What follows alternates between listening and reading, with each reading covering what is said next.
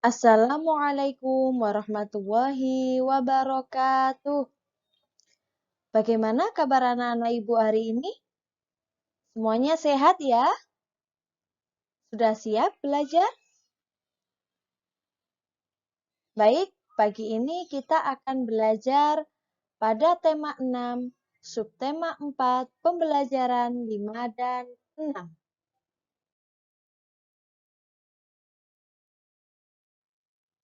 Seperti biasa, sebelum kita belajar, kita berdoa bersama-sama dulu ya.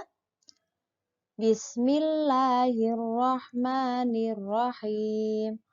Raditu billahi robba wa bil islami dina wa bi muhammadin nabiyya wa rasula rabbi zidni ilma warzuqni fahma amin ya rabbal alamin. Semoga pembelajaran kita pada pagi hari ini diberikan kemudahan dan kelancaran oleh Allah Subhanahu wa Ta'ala. Amin.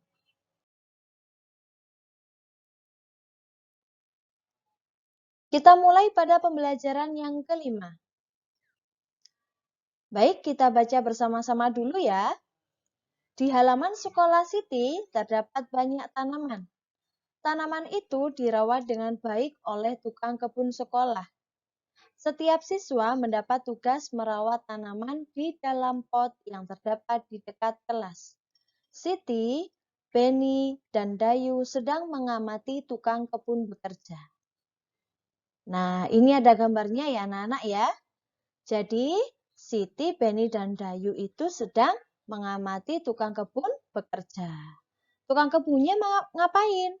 Dia sedang merawat tanaman yang ada di kebun sekolah. Bisa diamati ya.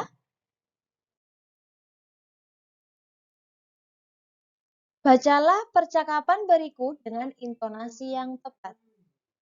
Ibu contohkan dulu ya, Nak ya. Nanti silakan dipraktekkan sendiri di rumah. Beni, permisi Pak. Apa yang sedang Bapak kerjakan? Tukang kebun. Bapak sedang mencabuti rumput liar di sekitar tanaman, Nak. Siti, mengapa rumput liar harus dicabuti, Pak? Tukang kebun. Rumput liar harus dicabuti supaya tidak mengganggu pertumbuhan tanaman di sekitarnya. Dayu, bagaimana cara agar rumput liar tidak tumbuh lagi, Pak? Tukang kebun. Caranya, cabutlah rumput liar hingga ke akarnya. Beni, bolehkah kami membantu, Pak? Tukang kebun. Boleh, Beni. Jangan lupa cuci tanganmu setelah selesai. Siti, Beni, dan Dayu. Baik, Pak. Nah, jadi contohnya seperti itu ya. Kita memakai intonasi yang tepat. Misalkan ada kalimatannya, ya kita menggunakan kalimatannya dengan intonasi yang tepat. Seperti Bapak kerjakan, gitu ya.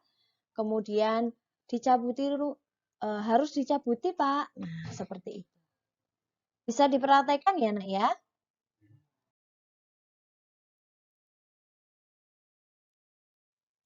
Tuliskan jawaban kalian pada kotak yang tersedia. Nah, pada halaman 196 ini terdapat 3 pertanyaan yang harus anak-anak jawab berdasarkan percakapan yang sudah dibaca tadi. Nah, kita bahas bersama-sama ya. Pertanyaan pertama. Kata tanya apa saja yang digunakan dalam percakapan di atas? Masih ingat tadi percakapannya? Silakan dibuka lagi, enggak apa-apa. Dilihat lagi kira-kira kata tanya apa saja yang digunakan dalam percakapan di atas. Sambil dicari ya. Sudah? Nah, jadi kata tanya yang digunakan itu ada 3. Yang pertama, apa? Yang kedua, mengapa? Dan yang ketiga, bagaimana? Anak-anak sudah menemukan? Nah, sudah ya. Jadi kata tanyanya ada tiga. Apa, mengapa, dan bagaimana. Pertanyaan kedua. Kata tanya apakah yang digunakan untuk menanyakan sebab dan alasan.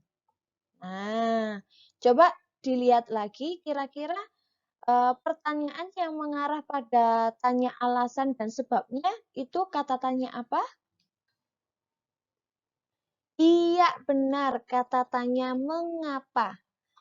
Kalau di percakapan bunyinya seperti ini. Mengapa rumput liar harus dicabuti, Pak? Nah, itu mengapa kok rumput liar itu harus dicabuti. Ternyata alasannya seperti ini.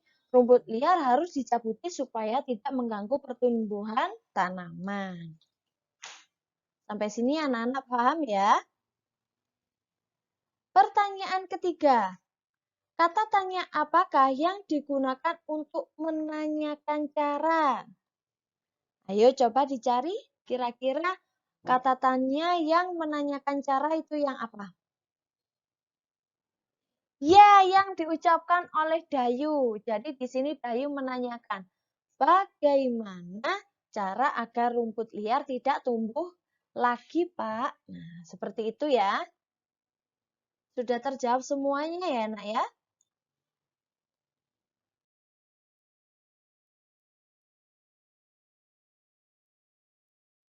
Nah, ini ada ringkasannya. Jadi, kata tanya mengapa digunakan untuk menanyakan sebab dan alasan.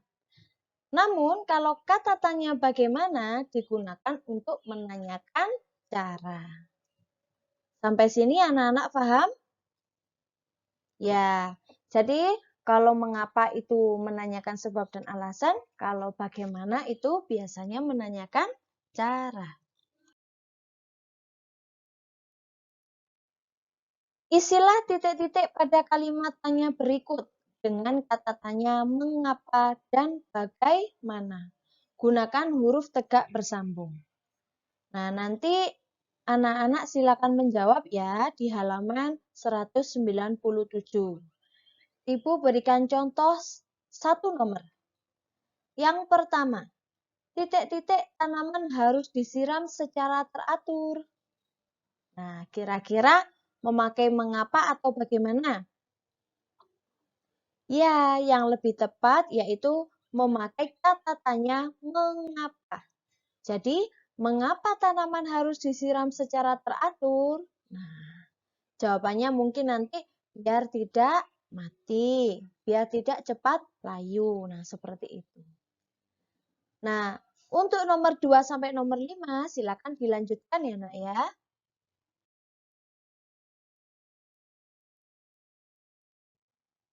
Cobalah membuat kalimat tanyamu sendiri. Satu kalimat menggunakan kata tanya mengapa. Satu kalimat lainnya menggunakan kata tanya bagaimana.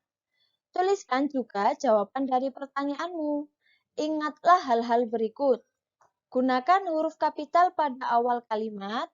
Gunakan tanda tanya pada akhir kalimat. Serta gunakan huruf tegak bersambung. Nah, nanti silakan anak-anak membuat pertanyaan serta jawabannya juga 2 saja. Ditulis di halaman 197. Bebas anak-anak boleh tanya apapun, namun harus menggunakan kalimat tanya mengapa dan bagaimana. Baik ya, sudah paham ya? Nanti silakan ditulis di halaman 197.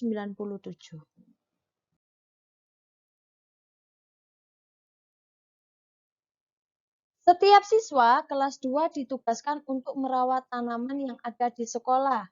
Hal itu dilakukan di pagi hari sebelum masuk kelas. Siti dan Benny ditugaskan pada hari Senin. Dayu dan Lani ditugaskan pada hari Selasa. Lina dan Niko ditugaskan pada hari Rabu. Pada hari Rabu, Niko datang terlambat. Lina harus mengerjakan tugasnya sendirian.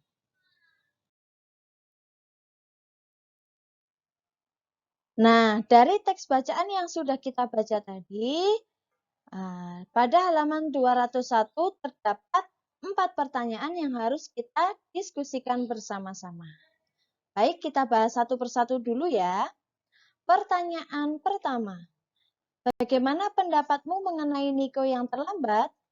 Nah, kira-kira kalau anak-anak mempunyai teman seperti Niko ini, bagaimana pendapatnya anak-anak? Iya, menurut pendapat kami, Niko, kalau misalkan dia datang terlambat, berarti Niko tidak menjalankan tanggung jawabnya dengan baik. Karena apa? Pada hari itu dia sudah mempunyai jadwal untuk menyiram tanaman.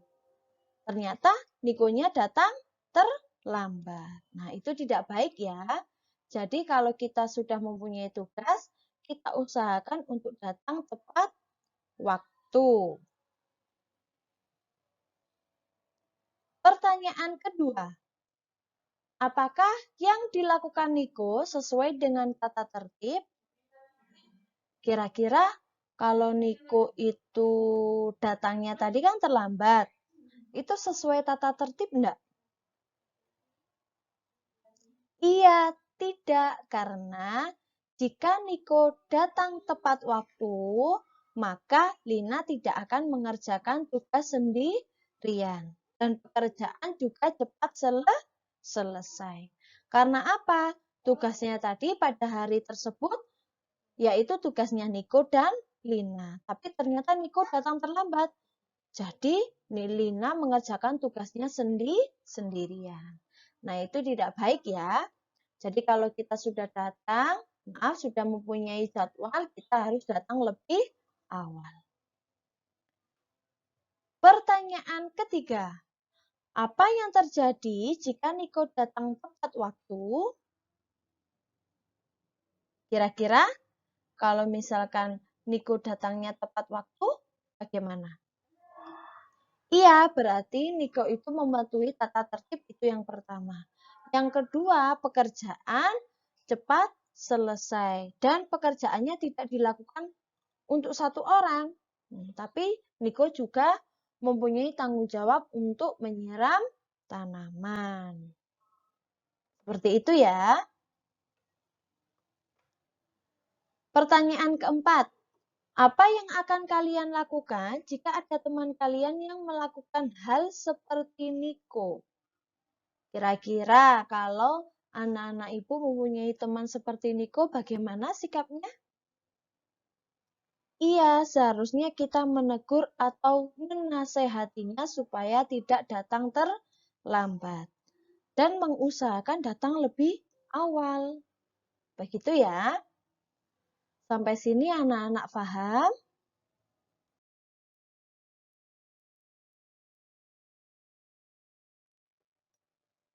Pasangkan tata tertib sekolah berikut dengan manfaat yang tepat. Nah, pada halaman 202 ini terdapat 5 tata tertib yang mempunyai manfaat yang berbeda-beda. Nah, kita pasangkan satu persatu ya. Tata tertib yang pertama, datang ke sekolah lebih pagi pada waktu piket kelas. Nah, kira-kira kalau kita datang ke sekolah lebih awal, itu manfaatnya apa, Nak? Iya, jadi kalau kita datang lebih awal, maka siswa dapat melaksanakan tugas piket dengan baik. Tentunya anak-anak ketika sekolah sudah mempunyai jadwal masing-masing ya.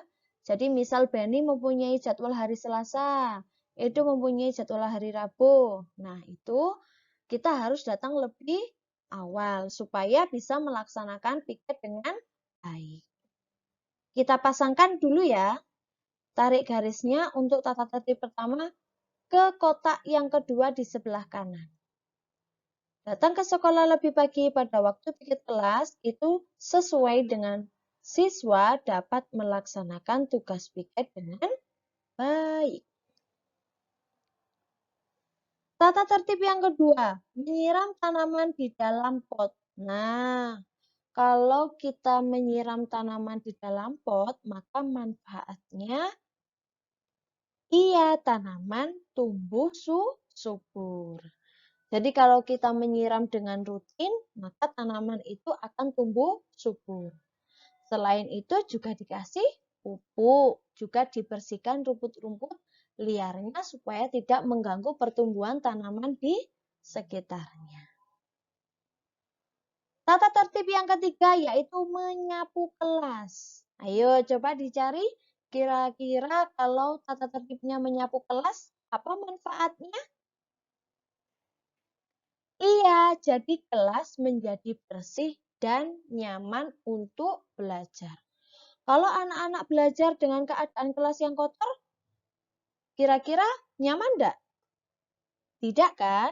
Nah, makanya tempat kita belajar diusahakan harus bersih supaya nyaman untuk digunakan belajar. Ditarik garis ya. Tata tertib yang keempat yaitu menghapus papan tulis. Ayo, kira-kira kalau kita melakukan hal menghapus papan tulis, apa manfaatnya? Iya, kegiatan belajar lancar karena guru selalu siap menggunakan papan tulis. Tata tertib yang terakhir yaitu mengatur rak buku di kelas. Nah, sudah terlihat jelas ya. Kalau misalkan mengatur rak buku di dalam kelas, maka manfaatnya buku tertata rapi.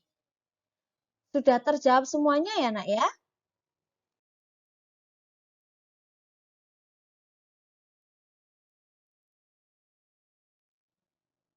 Ceritakan pengalamanmu ketika melakukan piket kelas. Supaya memudahkan bercerita, jawablah pertanyaan berikut. Nah, di sini ada 5 pertanyaan. Nanti silakan dijawab sendiri ya, Nak ya. Sesuai dengan pengalaman yang anak-anak alami ketika di sekolah. Ditulis di halaman 203.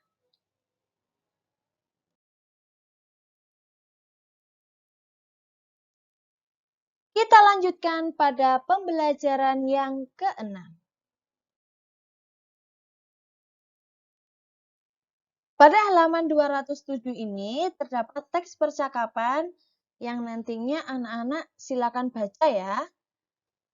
Boleh dibaca dengan kakaknya, boleh dibaca dengan orang tua di rumah. Ibu contohkan terlebih dahulu ya. Udin, aku suka sekali bermain di halaman sekolah. Pohonnya rindang dan udaranya sejuk. Benny, aku setuju denganmu Udin, karena banyak pohon kita dapat berlindung dari sinar matahari yang terik. Niko, apakah kamu melihat Siti, Bayu, dan Lina? Aku belum melihat mereka dari tadi. Benny, mereka sedang melihat pohon yang mereka tanam tadi pagi. Niko, pohon apa yang mereka tanam? Benny, pohon cemara. Apakah kamu pernah melihat pohon cemara, Niko? Niko, sepertinya aku pernah melihat pohon cemara saat pergi berlibur ke puncak. Udin, di manakah mereka menanam pohon cemara? Benny, di dekat ruang guru.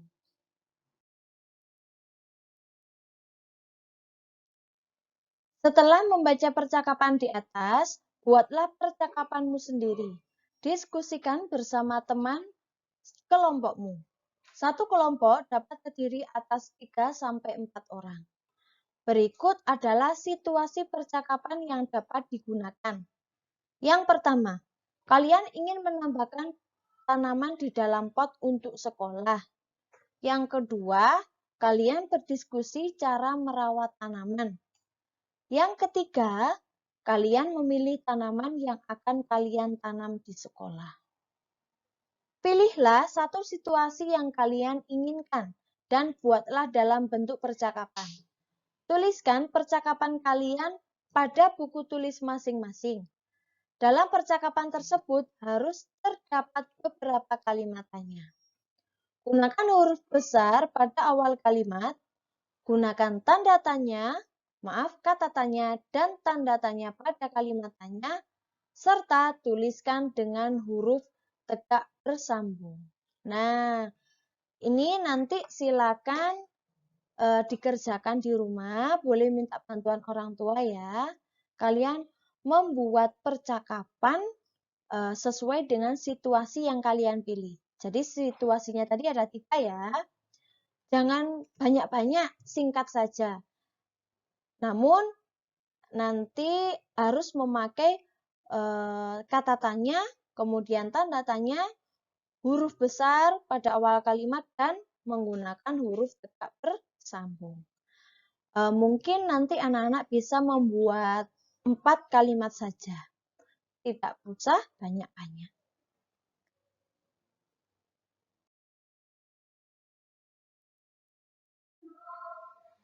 Ibu guru mengajak para siswa untuk mengunjungi kebun di belakang sekolah. Di kebun tumbuh tanaman tomat. Tanaman tomat sudah berbuah dan siap dipetik. Para siswa mengamati buah tomat yang sudah dikemas dalam plastik. Nah, ini kebun belakang sekolah ya, Nak ya. Jadi di sini banyak tanaman tomat yang sudah berbuah dan siap dipetik.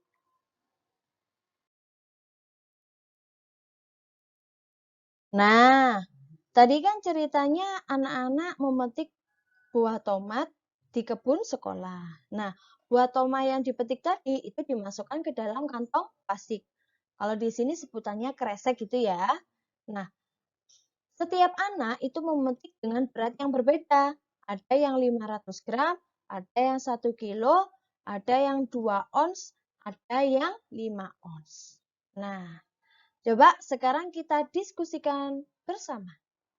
Yang pertama, buatlah kelompok bersama temanmu, terdiri atas 3-4 siswa. 2. Amatilah kembali gambar kemasan tomat di atas. Buatlah berbagai perbandingan berat tomat dengan berbagai satuan ukuran berat. Jangan lupa menggunakan tanda lebih besar, lebih kecil, atau sama dengan. Nah, ini contohnya. Jadi berat tomat 500 gram itu sama dengan 5 ons.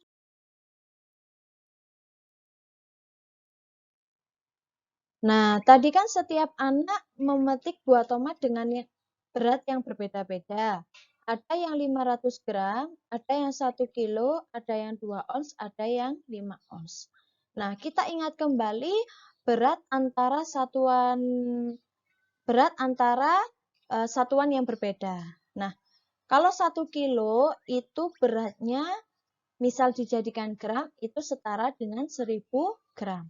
Kalau 1 kilo dijadikan ons, itu setara dengan 10 ons. Kalau 1 ons, nah itu setara dengan 100 gram. Nah, coba kita berlatih. Tadi sudah diberikan contoh 500 gram itu sama dengan 5 ons. Atau dengan kata lain, 500 gram nilainya setara dengan 5 ons. Nah, sekarang coba kalau ada 1 kilo dengan 500 gram. Kira-kira nilai yang lebih besar yang mana? 1 kilo atau 500? Iya, karena 1 kilo itu nilainya 1000 gram, maka 1 kilo lebih besar dari 500 gram. Kalau ada 5 ons dengan 1 kilo, maka nilainya mana yang lebih besar? Iya, yang lebih besar yaitu 1 kilo. Maka tandanya 5 ons lebih kecil dari 1 kilo. Kalau ada 500 gram dengan 2 ons. Ya, 500 gram itu lebih besar dari 2 ons. Karena apa? 1 ons saja nilainya 100 gram. Maka 500 gram itu seharusnya setara dengan 5 ons. Kalau dibandingkan dengan 2 ons, maka 500 gram lebih besar dari 2 ons. Nah, kalau ada 2 ons dengan 5 ons. Jelas ya, 2 ons lebih kecil dari 5 ons. Sampai sini anak-anak paham?